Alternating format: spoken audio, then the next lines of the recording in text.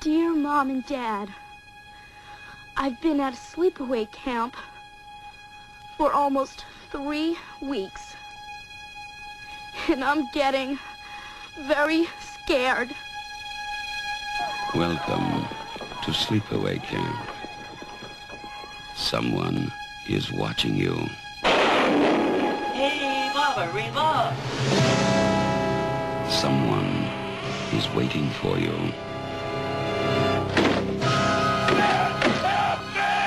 Someone wants to scare you to death.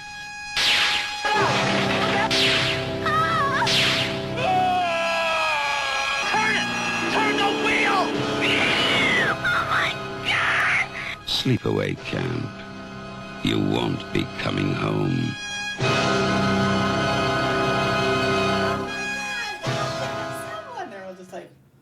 And welcome to this week's edition of Being a Big Podcast. I'm your host, Brian Kazaska, and beside me, we have a special guest. Chris Mortensen, who used to do your movie reviews, 2 years ago? Yeah. I'm back. Happy Halloween. He's back. Happy Halloween. It's a scary Halloween. We got Chris Mortensen back. Mark's not here yet. We don't know when he'll show up. I think he's preparing himself for Halloween because he's scared of Halloween. I saw him yesterday at Costco, and he says, I don't do Halloween. Well, I said, maybe he'll show up in a costume. Maybe he'll surprise us. He might be dressed up as a Cox employee. At least he did something. So you might be asking yourselves, all 13 of you, why do we just open up with the Sleepaway Camp trailer? We have a special guest this week. Yes. Chris, who did we get? We have Jonathan Tiersten from Sleepaway Camp. back from 1983. Same year I was born. That is awesome. And before we give him a call, Chris, what got you into Sleepaway Camp? What was the why did you say this movie looks awesome? Well, back in the, early 2000s when there were still VHSs and there were still video stores. Yeah. And I just walked around and said, let me find a horror movie I've never seen before. And I saw the movie cover and it had the knife going through the Converse shoes.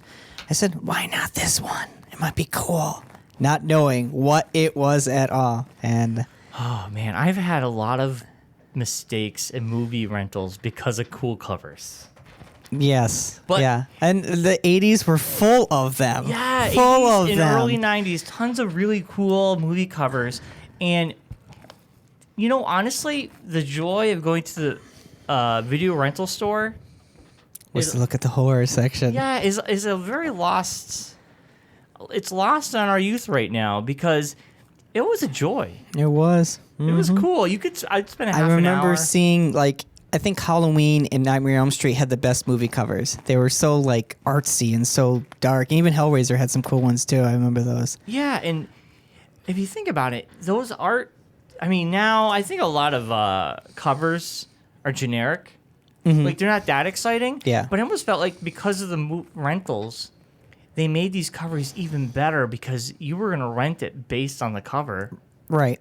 Yeah. Yeah. It was like an album, you know? This album has an awesome cover. I'm going to buy it. But Sleepaway Camp for me, I do remember seeing it when I was younger in high school. I'm at 37. You let me borrow it this weekend. I watched it. I was like, I do remember the cook dying. I do remember some of the silly stuff. As a teenager, it was kind of scary. Should we warn the audience that a spoiler? spoilers. Spoilers. Oh, yeah, There's going to be spoilers on today, yeah. If you've never seen Sleepaway Camp, stop now. Stop now. Go watch it. It's Halloween. Go watch it and then come back. But boy, it was fun, and it's like, wow, this is what people dressed like back then. That's another crazy thing. I don't think much has changed. I think it's coming back in style, some of that stuff. I hope not. Like the short shorts. Yeah, it's true. The short shorts are something I'm glad that never came back in style. Let's talk about the story of the movie. Yeah. Spoiler. So we're gonna go into the story, Sleepaway Camp. So Chris, Sleepaway Camp, it's just very storytelling wise. It's a little off in the sense of trying to explain family members. Very deep. Very deep. Like, you don't get stories like that these days, but back then, that must have been like But there was breaking boundaries. But nobody told anybody what, like, it didn't, they never come out and say who's related to who. So Angela in Sleepaway Camp is this girl who's very quiet, reserved. She gets picked on and bullied. Very shy. Yeah. Very shy. And, spoiler, she is the killer. So they get to it that Angela, at the end, there's a twist, but they try to do flashbacks of, like, her family dynamic. Mm-hmm. It's never clear. It's very fuzzy. Very We fuzzy. have images of her wacky aunt, who is, back in the day you could have characters like that. These days, you put a character like that on TV, someone's going to turn the TV off. But back then, it really worked. Her crazy. Who was she talking to? Like, the aunt would be like, she would say something, and then she almost like she reminded me of like an old vaudeville actress. Like, You think? Oh my lord, like she the way she spoke was I very thought she was vaudeville. trying to do a way over the top Doris Day, Leave It to Beaver mother, but just way over. I can go into really big details because I watched this movie so many times, and it looks amazing on Blu-ray. Check it out on Blu-ray. You would never have guessed it was filmed in 1983. They cleaned it up very nice. Scream Factory released it on Blu-ray a couple years ago, so get it if you can. So I have a clip of the aunt. It reminds me of like this. Hurry, sweeties! We don't want to be late for the boss! Goodness, no. No, that wouldn't do at all. Richard! Who's she talking to? Oh, As said, here you got- are. See, there's Ricky, and then there's Audrey. Look what I Angela. did. I Angela. packed you and your Angela. cousin some goodies for the ride up She's to played camp. by. Wasn't that nice of me? Any Yeah, you better chips? edit this. Why, of course. I believe there's a whole bag. She's like yelling her lines.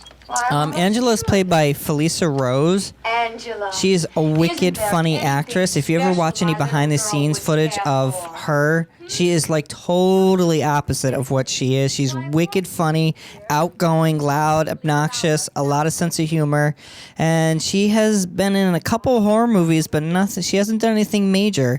I'd say her classics are Sleepaway Camp, and she actually makes an appearance in the last Sleepaway Camp movie, which is titled Return to Sleepaway Camp, and that came out in like 2008.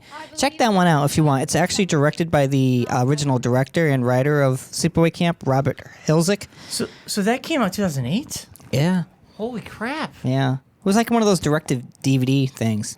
Didn't even make it to the theaters. I think the Wow. only one that's made it to the theaters is this movie. The second one with Pamela Springsteen. Yeah, Sleepaway 2 and 3 were not even the same actors or anything. It's just the character Angela. But take a look at those ones if you want. If you want a good laugh, they're hysterically gory and funny. Not even good story, but wicked funny. I want to know what made them come back in 2008 to do it. That's weird. That's wild. It's like an anniversary? Would that be 25th? Yeah, maybe. Maybe 25th anniversary? I don't know. But so yeah, 25th anniversary, I'd say. the aunt is talking to Aunt Martha is the name, talking to Ricky and Angela. Oh, I remember what it is. I knew I wouldn't forget. I just kept reminding myself. In fact, I tied a string around My finger. my finger so I wouldn't forget. Nobody does that. See? And I didn't. You never can be too careful. How do they keep a straight face, those two actors? I'd be cracking up. And that actress, what is it already? Martha, Oh, just a moment. I'll be right back. is played by Desiree Gold. Good old mom's at And it again. in the making of the movie, she said that she couldn't believe the wording. She goes, how the heck am I supposed to play this? And the director just gave her these wacky directions, and she went with it. Can't go to camp without As our much as she physicals hated now, it. can we? So those are fake. So this is an interesting part of the film. She's giving them doctor's notes She's a doctor. She goes, but I am a doctor. Yeah. There's the fine, like, oh, why she have their, I would hate if she was my doctor. Can you imagine? You have cancer. And then she just turned to the side. Well, I know. It's really sad, isn't it? And, like, you can just imagine the bedside manner would just be. But I have a piece of string to let you know there's options for you. Yes, yeah.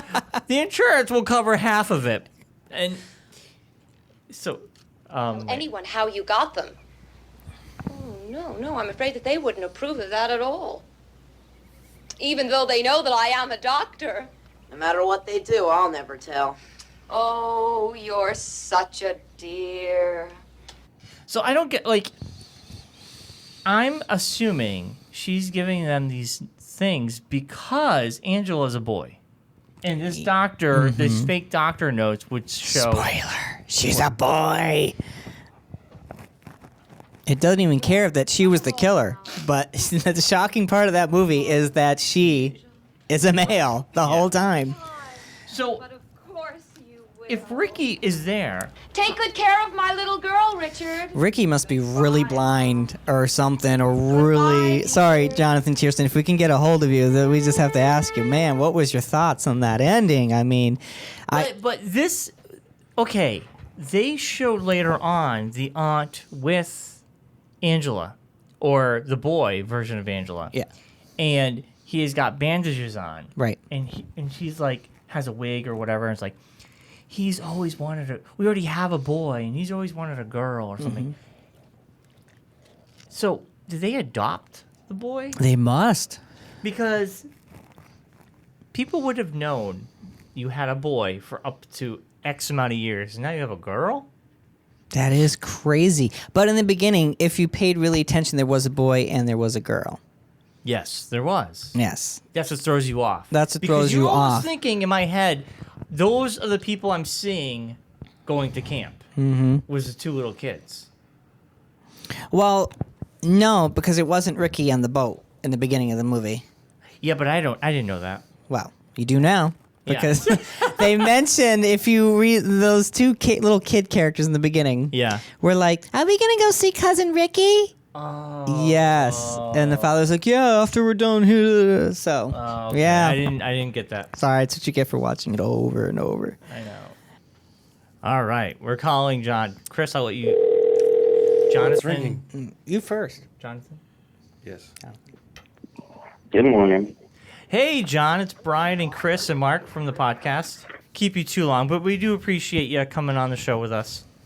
No worries at all. So, my friend Chris here, who you've been he's been talking to you through Facebook. He's a huge fan, and we've been talking about Sleepaway Camp, and we have lots of questions, and we're hoping you can answer some for us. I can at least make stuff up. Yes, that would be awesome. So, Chris, fire away. Hi, it's Chris Mortensen. I'm your friend on Facebook. And we were just morning. talking. How you doing? We were just talking about how we Good. first came across to Sleepaway Camp, and I'm sure you're so tired of talking about Sleepaway Camp. This time of year, it's kind of, understandable. Right. Yeah. Yeah. So this is awesome. Thank you for. It seems to be a topic of conversation. We'll talk I about. think it was on HBO like 6 years in a row on Halloween at one point. Oh, wow. Crazy. Yeah. We'll talk about your music career too. I know you probably want to talk about that. No. We were talking about how we first went back VHS days. Remember those days? How could I forget? And I remember I was telling Brian that I first saw Sleepaway Camp back when I was in high school, when VHS, you go to the horror section, and then there's that image of the Converse shoes and the knife going through them. Mm-hmm. And that's how I came into liking this movie, Sleepaway Camp, back 20 years ago almost. Mm-hmm. So, The question. I love the poster. Oh, yeah. The Sleepaway Camp is cool. We don't have horror movies like this, like that kind of style. not anymore. I don't think there were before or since, Yeah. honestly. Not this way, no. This is like the most unique something that came out in the 80s. I mean, you had Friday the 13th, but this movie doesn't compare to Friday the 13th. different. Like No, I mean it's different than all the other slashers. Yeah. It's very odd. yeah. So, you were part of the Return to Sleepaway Camp, which came out in 2008. What was the like? Was that the anniversary? I mean, what made the director come out? Because he directed those 2 movies. He came out of retirement to say, let's give Sleepaway Camp a proper sequel. Do you remember? Yeah, that was Robert Hiltzik. I for him, I think that was his idea that I don't think that the sequels ever sat very well with him. Yeah. I don't know all the details between all that. I know that he didn't really have much to do with them. Obviously, because they apparently changed the story entirely. So I think that was sort of his idea, and also to get back to that sort of, if I could, I don't want to put words in Robert's mouth, but that kind of bizarre sort of hyper realism. Right. Oh, definitely. Yeah, I mean, the sequels are all right, but I mean, that bring you back and Angela back and kind of like return to that whole Sleepaway Camp 1 feel. In 2008, it's kind of crazy. Yeah, it was actually 2003 when we filmed it. Oh, wow. Really? It took 5 years for it to come out. There were all sorts of issues with special effects and stuff, and so. Oh, wow. Yeah. You were saying there were still restrictions on the gore and the language and all that? No, it was all. I think a lot of it was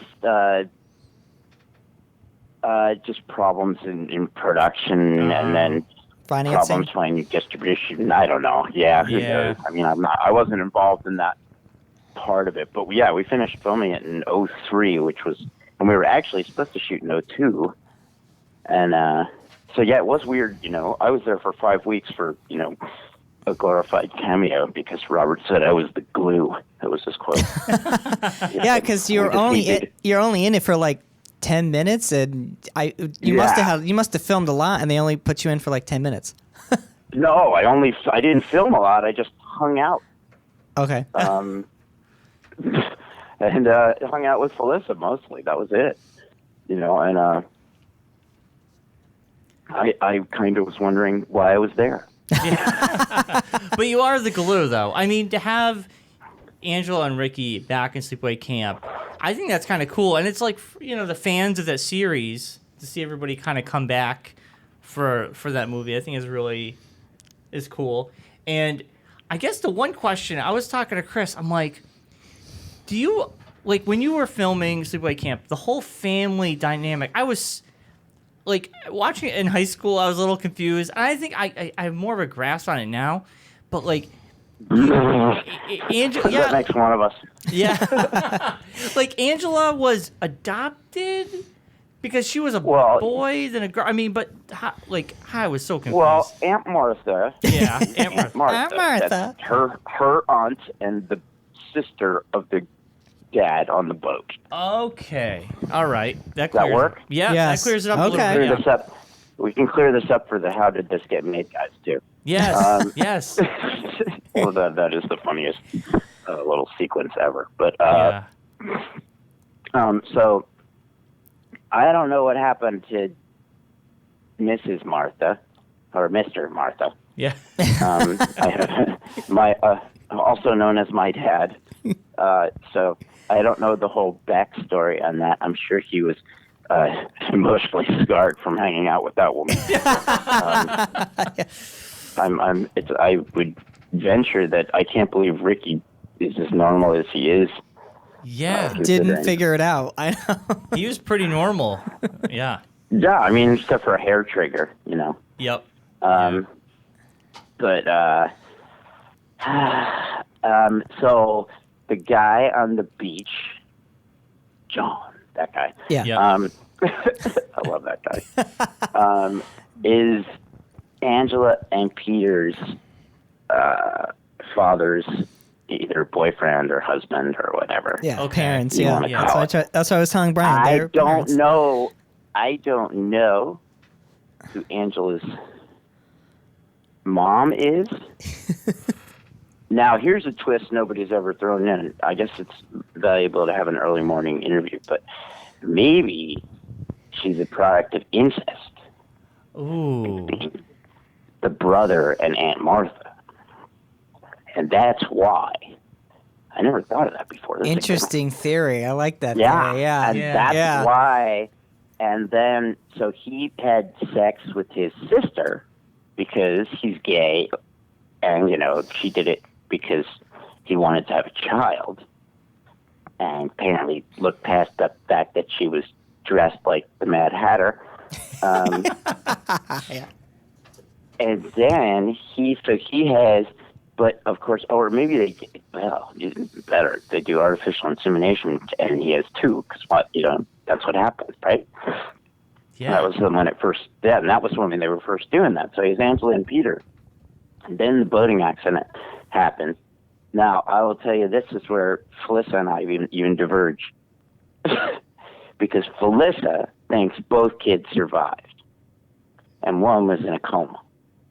And the other, Peter, went to Aunt Martha's house. That's her philosophy. Interesting. So she might be right. Yeah, I think, all right, I'm not going to say what I think. I don't know what I think. But what I think the story was that Angela died, and Aunt Martha, already having Ricky, was like, well, that's dumb. He's already a boy. Why would I have two of these? Oh. Because, nobody wants, it's like baseball cards. You don't want two, Babe Ruth. You want a Babe Ruth and a Lou Gehrig. So then she decides on the brilliant idea of turning Peter into his sister, which causes everything from that moment forward. And then the kids are confused anyway because they've witnessed the two men in bed together, and back in 1982 or whatever it was, that was a little confusing for them all. Like kids at that age would probably be confusing for anybody, but unless they grew up with it. So Yeah. there it is. There's my. I think I lost myself somewhere. No. You're perfectly fine. Yeah, I mean, it is convoluted, and I did hear the "How Did This Get Made" podcast about. I bet I just confused them even more. Yeah, I mean, I should send them this clip because they couldn't figure it out, and it was really entertaining. There's a great cartoon that goes with it too. I'll It's have really to check it out. I'm gonna look it up yeah, later. this really famous cartoonist made a cartoon to go to the whole family tree.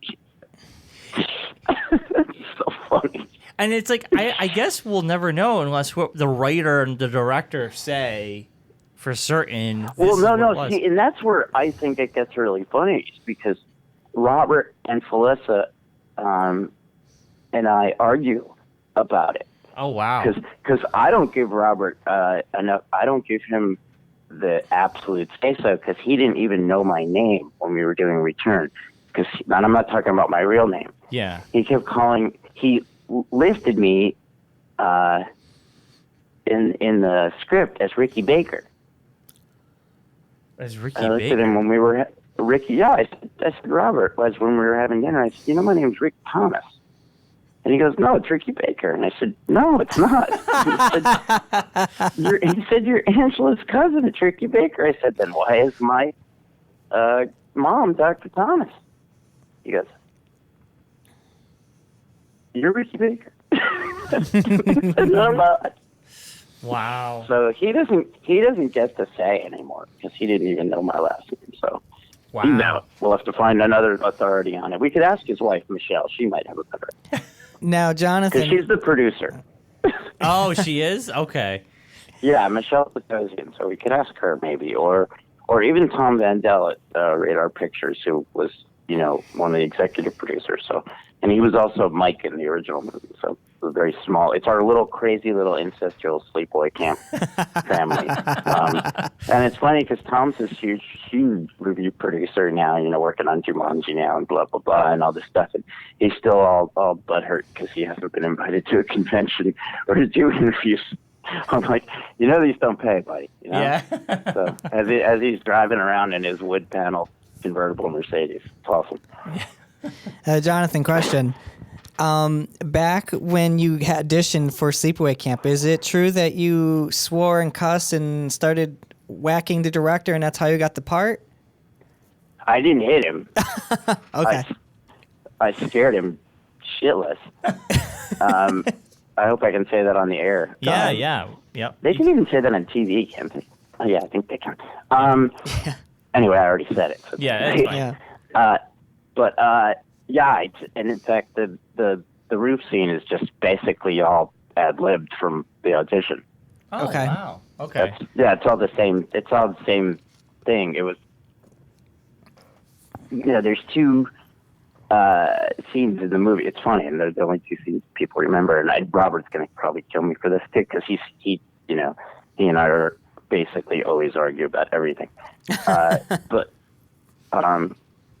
there are two scenes in the movie that I just won, and sort of won, but the roof scene was completely just from the audition.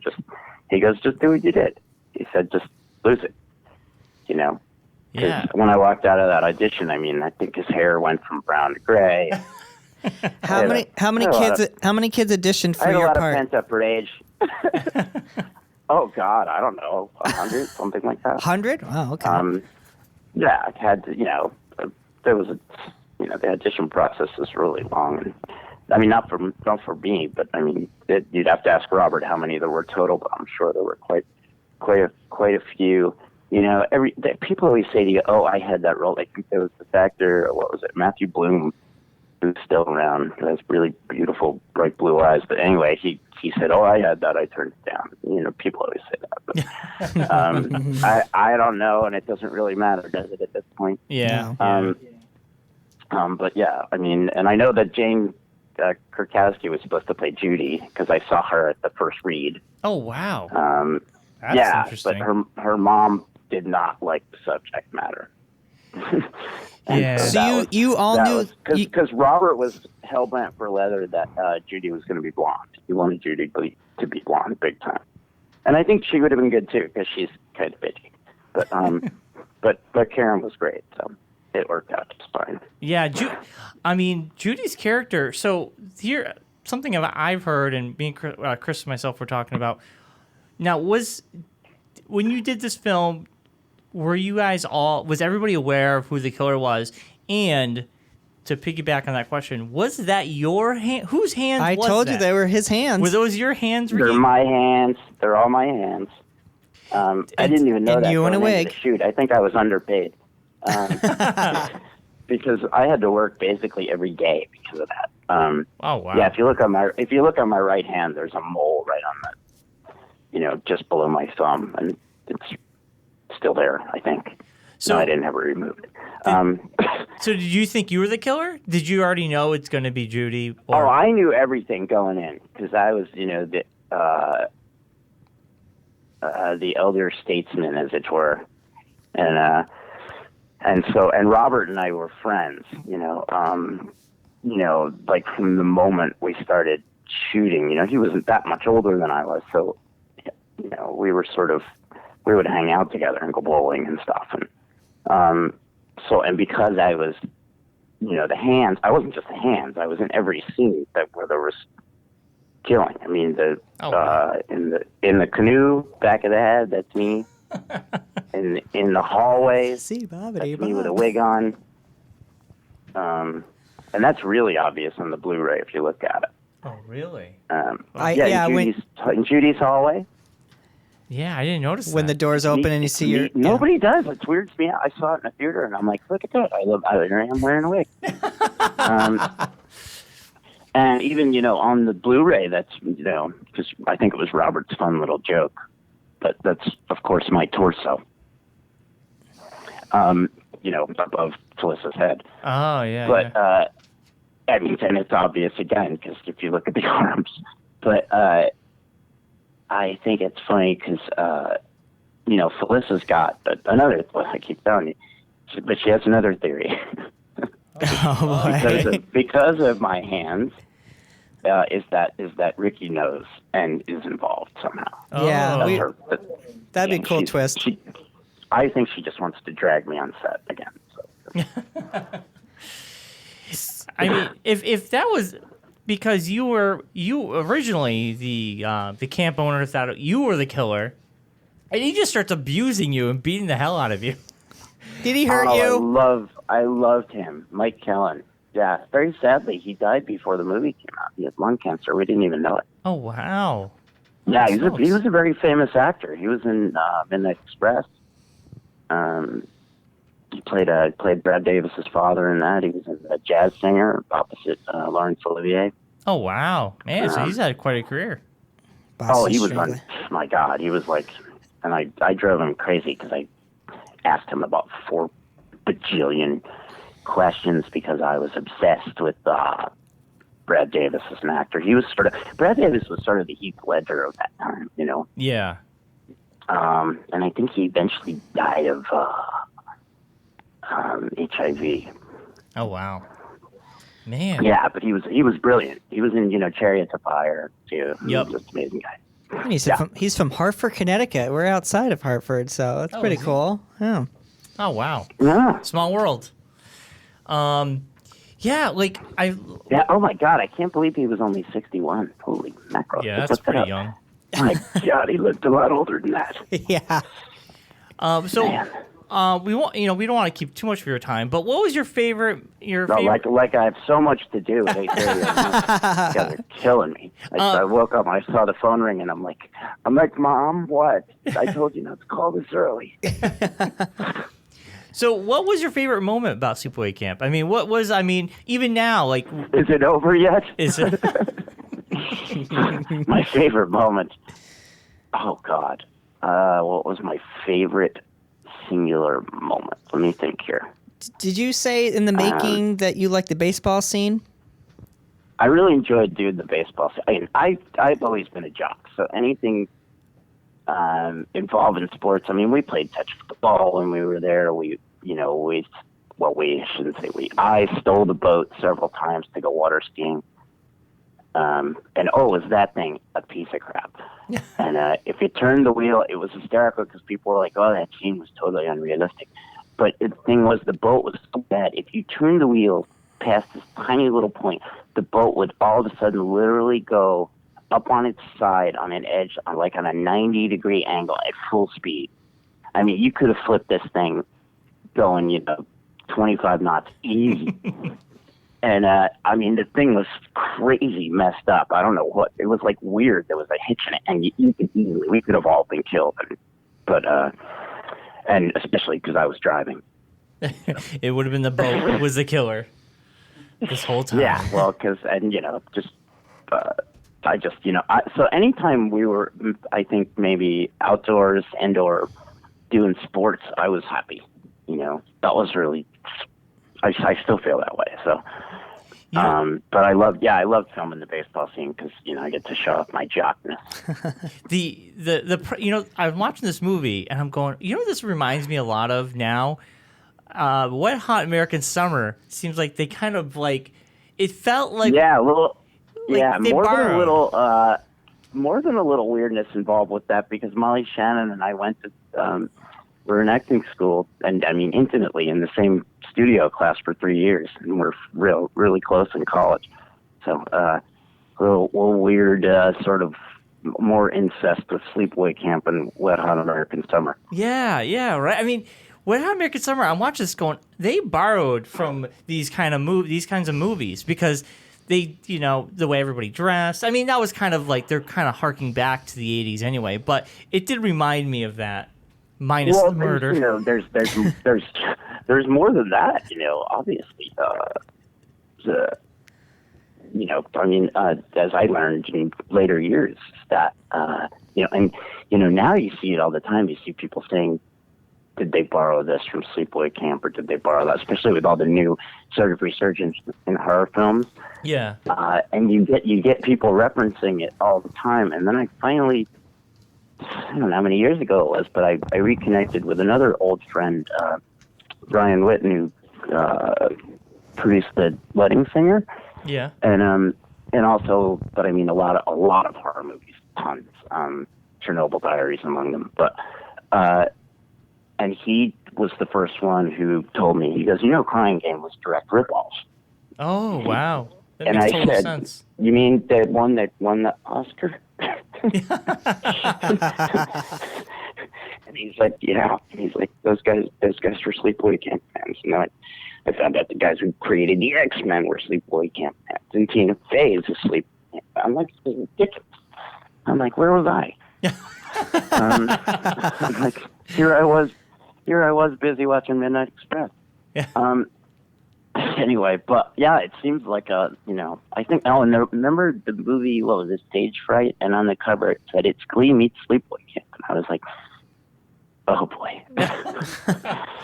That's awesome, though. Yeah, I mean, it's still talked about, and it's still one of the top shocking endings of all time. I mean, people still put it on the list. You don't see it coming. No. No. You don't see it coming. No, you don't. I saw one guy say, I totally guessed it. I go, you're lying, because I've never met anyone who guessed it. And it's just not. I mean, Felicity's too pretty and too feminine looking. It doesn't even occur, You're like, no. Yeah. And I remember when we were shooting it, I was like, nobody's but, and I don't mean buy like purchase. I went, like believe it. Yeah. And I was like, and I kept saying that to Robert. I'm like, she's too pretty, and because, well, and she and I had, dated on set, so it was, maybe that was part of it. And we, my girlfriend hadn't seen it, so we're watching it, and first thing, after a while, she goes, I wonder if it's the girl. And then we see the hands, and she goes, "Oh, those are guys' hands." And she's like, it's not the girl. Smart, see? Yeah. See, your girlfriend is a super genius. That's more observant than. Are you with that super girlfriend thing, girl? Because that's more observant. You guys could have your own sitcom. Because that's more observant than I've never even heard anyone say that. Oh, you've never heard? Because the hands, they do like they look like guys' hands. The man hands. I thought my hands were fairly androgynous, Oh, really? See, I even thought, I mean, when I first thought Richie was fairly androgynous. Yeah, because you guys were young. Yeah. Yeah, I mean, we were, I was older, but I looked like a prepubescent, Yeah. And Let's be real. The movie. I wasn't growing a beard on set, put it that way. Yeah. The movie does a good job of, hiding the facts. Yeah, I mean, you think it could be the girl, briefly. Then you see the hands, you're like, no, those are guys' hands. And then you actually see a scene where it's the POV of in the woods, and you see her, Judy, you see her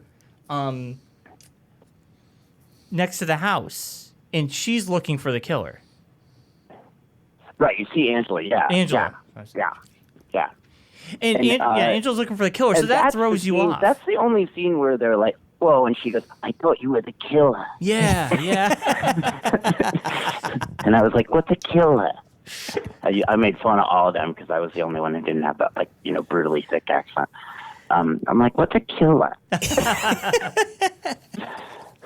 I'm like, does a killer go to the library? So I think the movie did a good job of throwing you off the trail, of keeping people guessing. I think, if you ever meet Robert Hiltzik and try and interview him, oh boy, you realize he absolutely, and I guess that's why he became a lawyer. He absolutely revels in making people uncomfortable, and he knew that the reviews to return were going to be brutal. He knew it, and trust me, he knew exactly what he was doing. I mean, that movie came out exactly as he wanted it. And, I'll tell you a funny story anecdotally is I spent, so weird, I spent last week with Vinny Pastore, a.k.a. Big Pussy, who played the camp director in Return. And I've never seen Return. You've never seen it? No. I know I'm in it, and I've never seen it. It's weird, right? It's drives Felissa crazy. But he loves it. And he's like, "Are we doing another one, Jonathan? It would be good if we could do another one." And so it was funny though. You want to talk about how close the whole thing still? We all still are. I mean, Vinny and I are here in Marina Del Rey at our pool, and on a 3-way call with Felissa. Oh wow! And now we're both going to be in a new movie that she's producing. Called, what is it called? Guns, Garlic and Bullets, I believe. But it's not even a horror. It's a mob comedy. And she calls me because I sent her a note saying, "Hey, guess who? You wouldn't believe who's here at my pool," who I literally swam into, which is kind of hard to miss him. Sorry, Benny, I love you. He's tall. He's very tall. What you guys trying to say? It's it's politically correct world here. It's called liposuction. No, and that wasn't what I was talking about. So I said, "You won't believe who's here." And the next thing you know, of course, she calls and says, "Put him on the phone." I was like, "Okay." And he goes, "She just got me a movie." I went, "Sweet." He goes, "Are you in it?" I said, "Not that I know of." And she calls back the next day. She says, "Of course you're in it, you moron." And I was like, "Oh, okay." And Vinny goes, "You better be playing my sidekick. I want you to play my sidekick." And so, very strange goings on. And then Vinny hired me for his new play, which is a Tony Danza play about his years and Who's the Boss. I get to play the cocaine-addicted bar-owning brother. Nice role for me. It's a little typecasting, but... So so Tony where Danza, was I? What the hell was I talking about? I don't know. Even remember. Yeah, I don't remember. What was this interview about? I don't know. Anything. Let's talk about Some you. movie that I did 30-something years ago. Yes. Oh, yeah, that was it. Oh, yeah, because I quit for a long time. I guess there's your segue, right? So Yeah. why did I quit, right? So, music. Yeah, music. Yeah, that's get what into that. So that's it, right? Are you still? No, so I became a musician. I was a, professional musician for 20 plus years. I still am, but, and I really just became sort of disenchanted with the whole acting business. Yeah. Right when I was probably as close as, I ever was to becoming, quote unquote famous, but, I was about 25 when I said, much to the dismay of my manager. I mean, are you still? We saw that there's a music video on the Blu-ray. Mm-hmm. And now, are you still putting out albums? Are you still going on tour? Are you still doing that kind of stuff? Oh, absolutely. In fact, I've been working a lot, really hard lately on a lot of recordings. I'm also playing on November 18th in LA at a place called The Study with my new band, my newest band, that I'm really excited about because these guys are just unbelievable musicians, and including my amazing backup, but co-singer, girl named Suvi Sweta Suresh, who is just spectacular. Gorgeous Indian singer who won an international Sony search, and she's just so talented in her own right. But and then it's called Jonathan Tiersten and the Spitting Image. And, nice. Well, my drummer and my guitar player are identical twins. Oh man. Yeah, so that's how I came up with the name. And so and I when I did the movie The Perfect House, I wrote and performed the theme song with my cousin Peter Cooperschmidt. So if you hear the song over the credits at the end, I don't know if you've seen that movie or heard about it. Felissa's in it as well, but this time it's great because I get to play the bad guy. Oh, nice. And it's called The Perfect House, and I won 3 Best Actor awards for it, and it was my first role back after about 20 years. And Felissa got it for me, and she goes, I told you to be good. I didn't tell you to be that good. That's awesome. You're not supposed to show me up, okay? But yeah, so it was really, it was such an amazing role for her to get me for my first role back. He's this really twisted, organized, which is so opposite of Ricky, torturer who keeps people locked in his basement for 5 years. Well, he keeps one girl for 5 years, and the other people he rotates in and out from Tuesday to Thursday.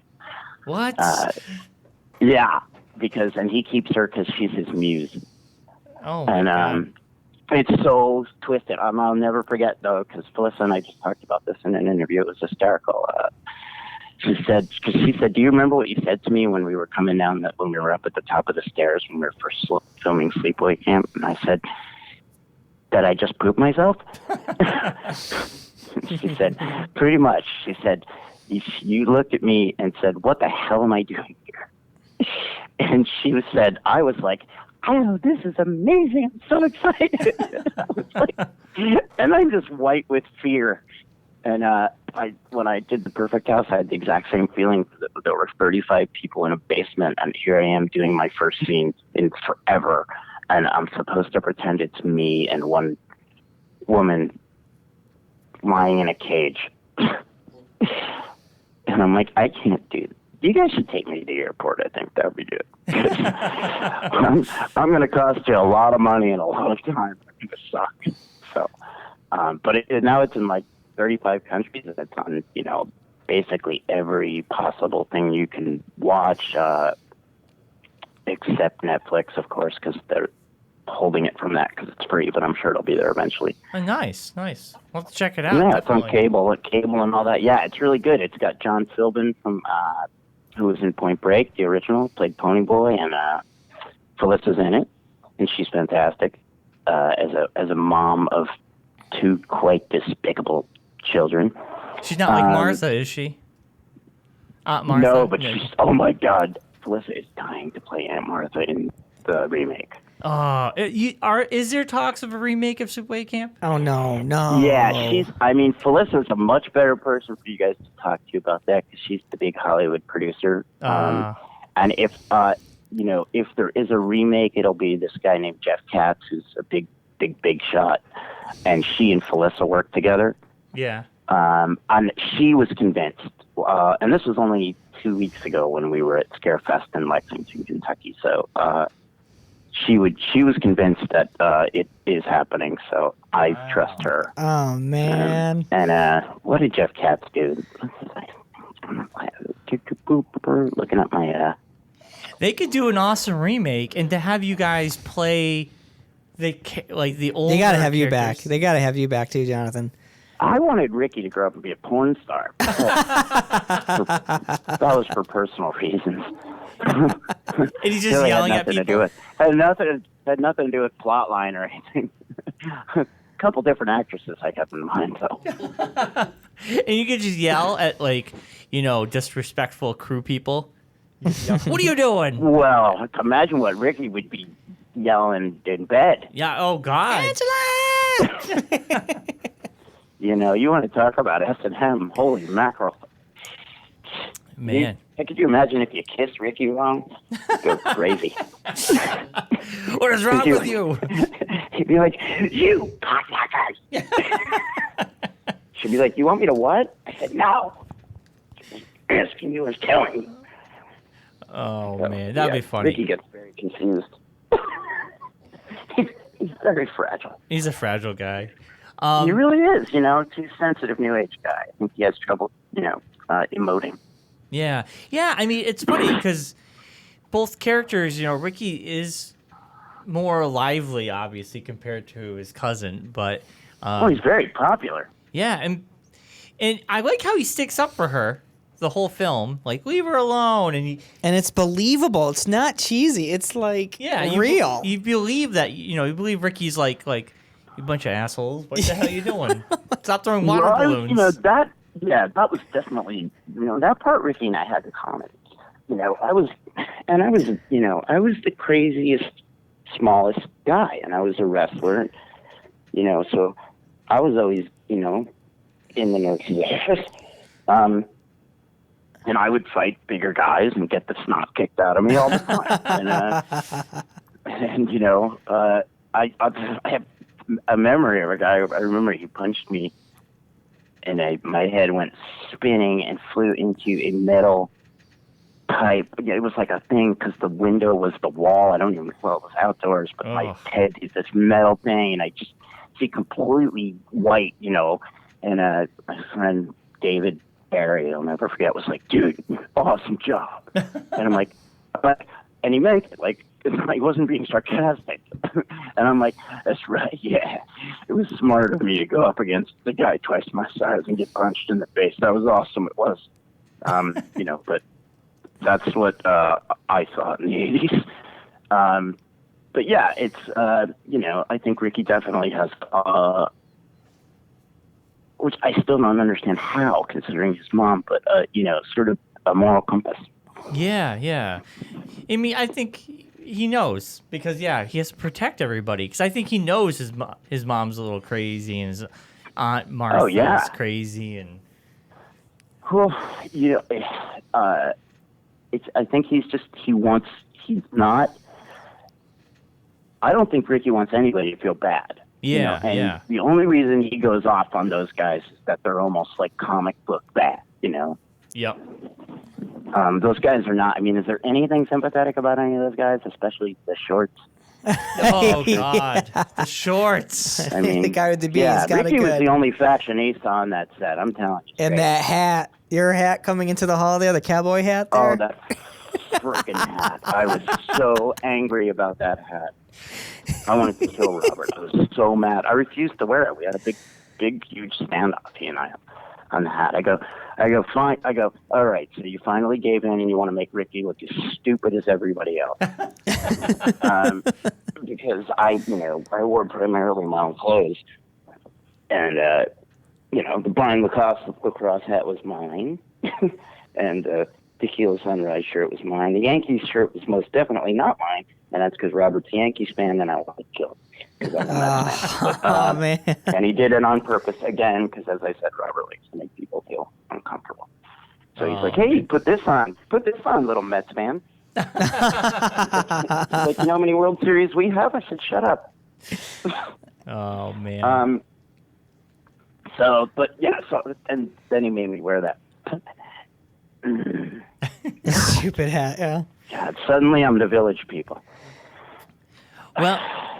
Well, Jonathan, thank you for being on the show. I mean, what do you got to promote that's going on right now, other than the movie, which I know Chris is going to be watching? Promotion thing. Yeah. All right. So what is it? Felicia's movie called Garlic and Bullets, which is pretty sweet, and it sounds delicious as well. It does sound delicious. Yes. And that's with her. With Harrison Smith directing, who has been really directing a ton of horror stuff lately. So this should be interesting to see this sort of Goomba, as it were, movie, which is cool because I'll be the only Jewish guy on it playing an Italian. And then I got, Tony Danza's play, which I'm not in the New York cast. I'll be in the West Coast cast. And Vinny, of course, is directing, Vinny Pastore, a.k.a. Big Pussy. Then I got a movie that Felissa and I just filmed, and she just got done. Again, not in the same segments. It's like apparently that's a rule. We can only be in, you can never be on screen together. It's something about the space-time continuum and Armageddon. We've seen this before. It happens when we're together. It's weird. It's the two really tall towers. We don't want to talk about it. But it's called Terror Tales by Jimmy Lee Combs, and it's got, who's in it? Let's see, me, Felissa, Ari Lehman from Friday the 13th, Christopher Showerman, Lorene Landon from Maniac Cop, who is just amazing, like one of the best actresses I've ever worked with, and she plays my mom.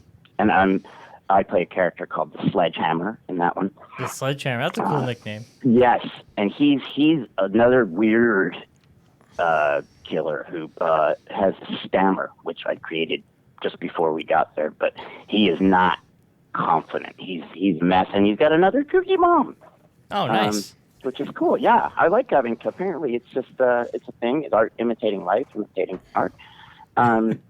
Sorry, Mom. Good thing you don't listen to my interviews. What else have I do? I have a show at a place called The Study in Hollywood on November 18th with the new band. A little thing called the TV series next year, which is by Gaumont Films, the same guys who did Narcos. Oh, nice. Yeah, and it just got sold, but they won't say who they sold it to. I think it's Netflix. That's awesome. Anybody on the air? I think. But nobody heard that, right? No. That was like your mother sucks trumps in hell, you know. But I had to get that in. I'm so glad I did. Yeah, so that's it's a, believe it or not, it's an entomological crime procedural. So the working title is Bugs, and I know it sounds crazy, right? Like, how could that possibly work? But the guy who is the showrunner, my friend Sean Crouch, who's just absolutely unbelievable and brilliant writer, worked on, and here's a list in a row, Veronica Mars, Numbers, Unforgettable, Dominion, and Helix. Oh, that's pretty good. Yeah, that's as real a good. writer. And so if anybody can make this thing work, He can. it's Sean. He is brilliant, and his whole family comes from a scientific background. So I know it'll be great. I'm not a series regular, but I am guest starring twice. I don't know what I'm doing. Probably playing a bad guy. It seems to be my thing of late. Because I grew up ugly, you know. And then I've also sold them 2 songs. So that's it. Oh, nice. I think. We'll have to have Not you. enough. Oh, that's awesome. We'll have to have you back on, like, in the future next year sometime before the show hits. That would be fantastic, and maybe we'll get Sean on, and then I can embarrass him on air. Be like, I'm not getting on an interview with you. He's like my best friend too, and he's like, actually, why would I bother? Because you'll just talk the whole time, and I will just sit there. Oh, okay, I'll do it. Nice. Yeah, that'd be awesome. Well, it's been awesome. We thank you so much for coming on today's show. And I just have a closing note for you, Jonathan. You guys rule. Thank you, Jonathan. Just want to tell you. You guys rule. Jonathan, listen, it's Chris here. I tell you, when I have family or friends come over and they don't watch horror movies, and I pick 4, 5 movies, I pick Halloween, Friday the 13th, Black Christmas, the original, and I show them Sleepaway Camp, and they're all blown away by that ending. And they always point out you as like the best part of that movie. I'd have to say you make that movie. You really do. You and Felicia. Oh, thank you. Yeah. So thank very, you so very much for taking the yeah. time with us. Yes. Hey, tell all the people out there on the interweb to eat shit and live. Yes. I like that. Yeah, eat shit and live. Yeah. Eat shit and live. Yeah, it's like eat shit and die. How about eat shit and live? Yeah, that was it. Yeah, that's the other line I made up because my brother's name was Bill, and Robert said to me, "What would you say if somebody said eat shit and live?" I'd say eat shit and die, and then I immediately thought, that is the stupidest thing I have ever said in my life. What? I don't even know what that means. But I was that kid, you know. Like Yeah. I was not Ricky. I questioned everything about everything I said. You know, my own upbringing wasn't so rosy. So, like, every time I said, so it was so cool on the set because I felt so like cool. And I still couldn't get a date when I got home. It's weird. No, wait a minute. Felicia was so over you, I thought, in the making. What's that? Didn't she have a crush on you? we She had a were crush dating, on you. Oh, big time. But who doesn't? Duh. But when I got back to high school, boy, I was just the same loser that I was before I left. I couldn't believe it. I thought I was going to be so cool. Well, you're cool now. Yeah, you're cool now. You're cool now. So my son does not think so, guys. Trust me. Just wait. When he gets older and he sees Sleepaway Camp, he'll be like, "What?" Yeah. Yeah. He doesn't want to see it. He's too scared. Well, yeah, he's only 10. That's fine. Okay. Both the kids have all seen it. They saw it when they were in the womb, you know. Yeah. Thank you so much, Well, Jonathan. thank you again, and we'll definitely keep in contact for maybe next year. Have you on, and we can talk more. Yeah, send me a link where I can not listen to it. Excellent. Yeah. As soon as I publish the show today, we'll Yeah, send I'll it put your it way. in my Return to Sleepaway Camp folder. Okay. Excellent. Happy Halloween. Happy Halloween, John. All right, guys. All right. Happy Bye. Halloween. All right. Bye. Bye-bye. A big thank you to John for joining us in today's show. You Yes. answered some questions of Sleepaway Camp. And we're going to end with John doing a cover of Don't Fear the Reaper. Yeah. Oh, good Very one. nice. Yeah.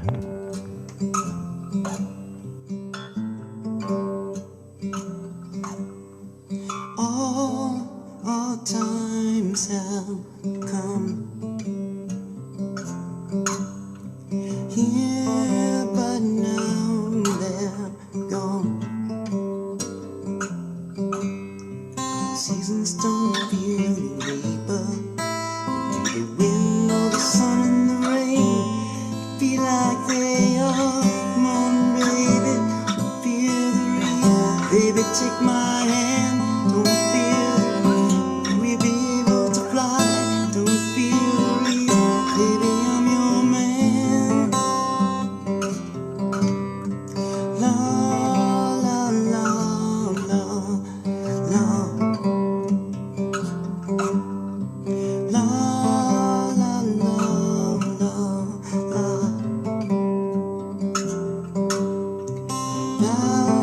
Valentine is done.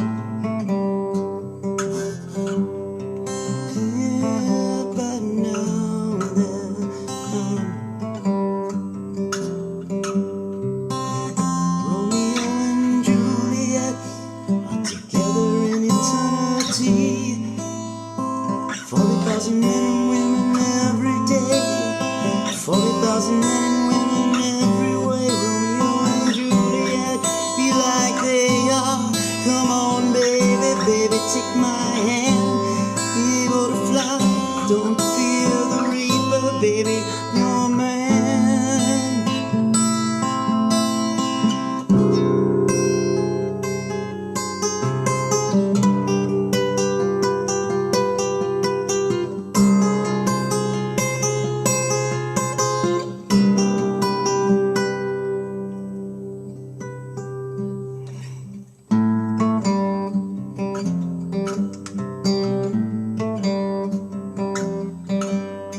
Love if two is one. Yeah, but now they're gone. Came a last night of sadness, and it was clear that you couldn't go on. The door was open